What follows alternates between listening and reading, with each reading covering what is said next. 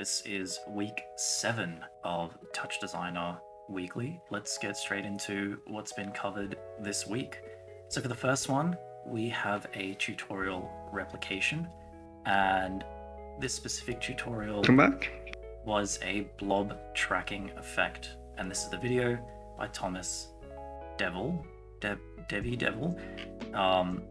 Yeah, I will credit it in the description of the video.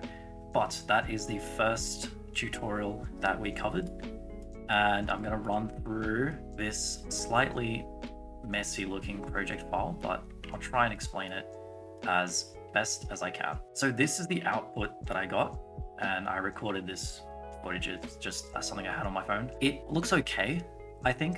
I do think that this particular way of doing blob tracking does depend a lot on the source footage you use. And I do note that there is actually a blob track here, and it doesn't use this top. So this blob tracking is done, I guess you could say, manually, and it's done with code. So there is Python code involved, and the code is up here. And I didn't write a line of this. I didn't write any of this.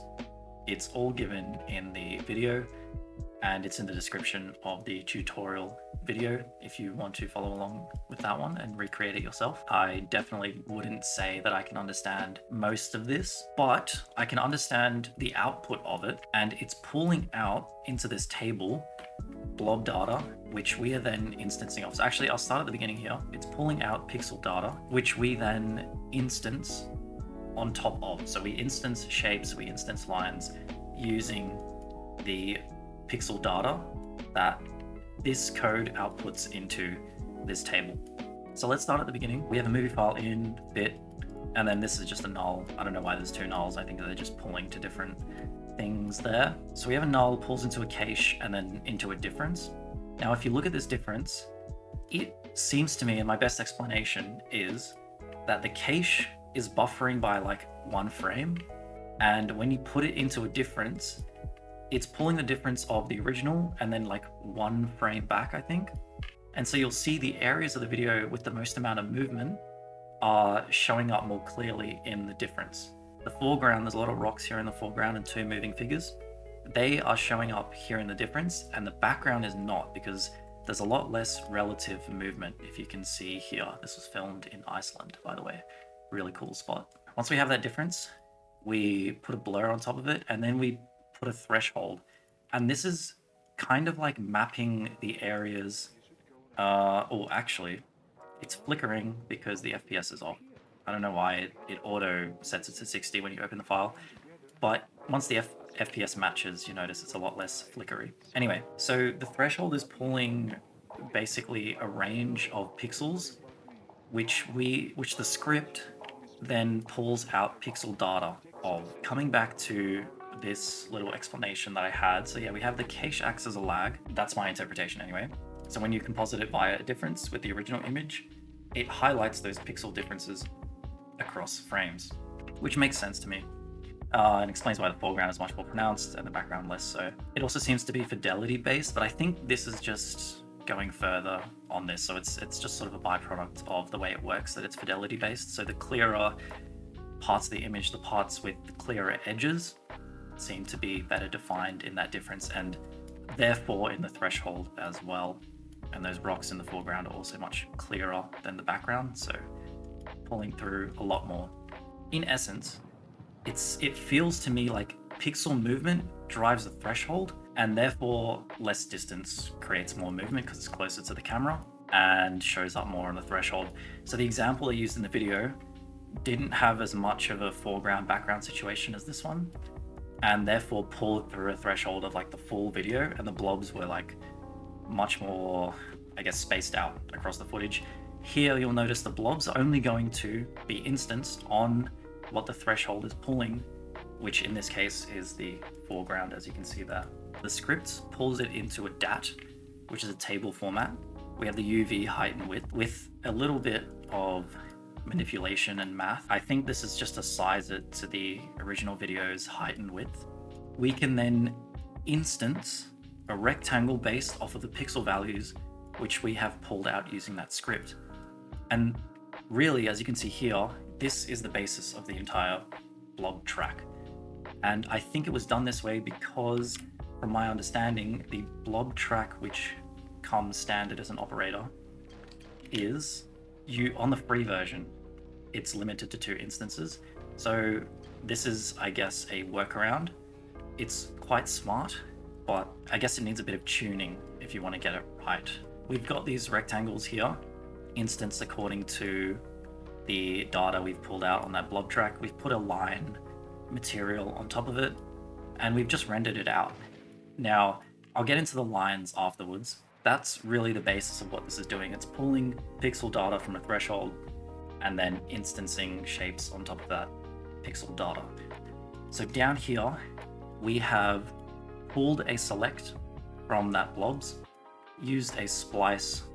I don't really know what a splice does, to be honest, but it allows us to turn it into a SOP, convert that SOP. Now we have a line which connects all of those pixel data values, as you can see here. When we composite the two on top of each other, we now have lines connecting all of those rectangles, which is a pretty cool generative effect. We can go further and we can add things like text, which I'll show you here.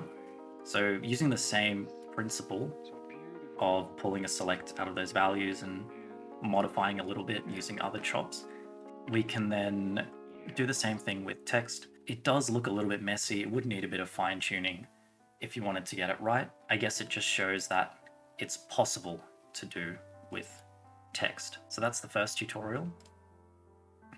Now moving on to the second one, and this is my favorite. I'm going to quickly show where this comes from. It's this video here from söla. And this one is kind of genius, but also a little bit hard to understand. It's got a simpler, how should I say, node structure, maybe a little bit more complicated as well. And I'll show you what I mean.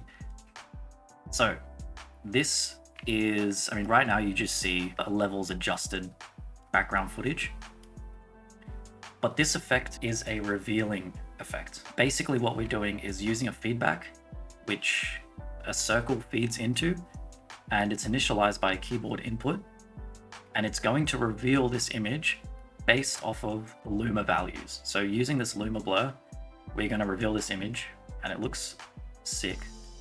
Let me set this to view, and if I press 1 on the keyboard, I'll do it again because of the video cut. We get this nice revealing effect. And if you time it just right, you get a perfect sort of, just like that there. That was almost perfect. This really, really cool reveal effect. And I'm going to try and run through the basics of how this works. So we have a move file in, a fit. You can use mono to adjust things if you want. There's a level. And yeah, as I said earlier, we're using a tiny, tiny circle. You can see it just there if you look closely. This, if you put this into a feedback and then into something else, my understanding is that it feeds that circle through this next operator. So it's almost like instancing that circle to reveal the layer below based on that Luma blur. And if I zoom in on this Luma blur, you can see how it's kind of following the bright parts of that image. This is the basic feedback loop here. So we've got the null and the feedback into the Luma, into a composite, and then another composite here, and this feeds back into the feedback. So it's sort of going down here and then back again, and this is the loop that it's recreating. We're then pulling out an edge from that, and then feeding a part from the middle of the feedback loop out into a third composition here. Yeah, I don't fully understand how it works, but it works quite well. And you can see here the alpha values of the background are 0, it's transparent. That's why with the RGB key, you actually get that black background and that nice end result. A couple notes about this one. It's very dependent on the input footage that you use.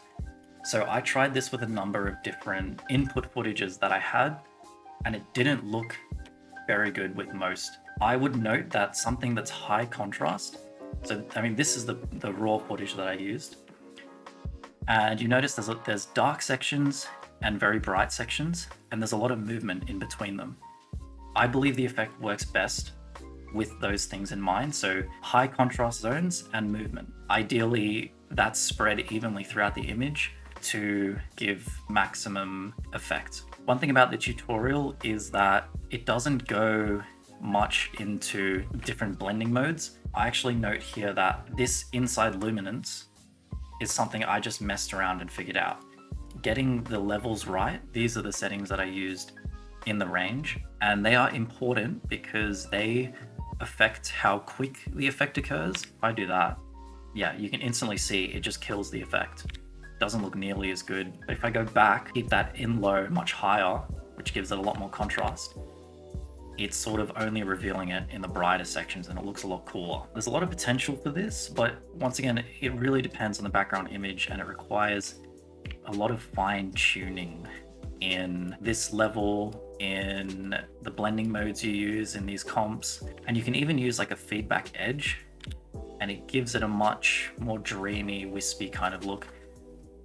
This looks cool, honestly, but I kind of liked the raw looking image, just like that. For the third one, there was actually no third tutorial, but there was a third attempt at something, and I was trying to create an original, unsuccessfully so. I guess I will show what I tried to do and where I got. I wanted to instance repetitions of an image, and as you can see here, I managed to do that, but I wanted them to connect to each other. So I wanted to, for example, pull out the pixel values and then have, similar to that blob tracking effect, but in 3D space, and have lines connecting or some sort of blur connecting these images. This is the reference that I was going for. I could not figure it out for the life of me. It's a bit beyond the scope of what I understand, but I was messing around and this is about as far as I got. I also did another attempt using pops and I got to this here, but it's still very far off. Maybe it illustrates a little bit of the direction I was trying to go in, maybe getting a blur in between, but I also wanted to get it to lag as it goes down, and I just couldn't figure it out. So that's maybe something for the far future. Where does this leave us for week 8? To be honest, in creating this original or attempting to create this, it kind of made me realize just how complicated the software can get, especially if you don't really know where you're going. TouchDesigner is a bit of a rabbit hole in that there's a million different ways to do anything. Every operator has so many different settings and the possibilities only compound as a project gets bigger. So the reality is you kind of need to have a direction, and I believe that's something I don't have at the moment. I'd say I feel like I'm at a point where I understand much more of what's possible in the software. Given that, I think it's probably time to sit down and brainstorm a direction of where I might want to go. Have an idea of a style of art that I want to attempt to create, and then really hone in and focus on that and do targeted tutorials, targeted originals. I think progress would explode from there, because once you have direction, everything starts making a lot more sense and you know what you're trying to learn, as opposed to just covering tutorials for the sake of it. That will be the focus. And once we have that, we can come back and continue strong. So yeah, that's about it for the week 7. Stay dedicated, and as soon as we know a direction, we'll be back. See ya.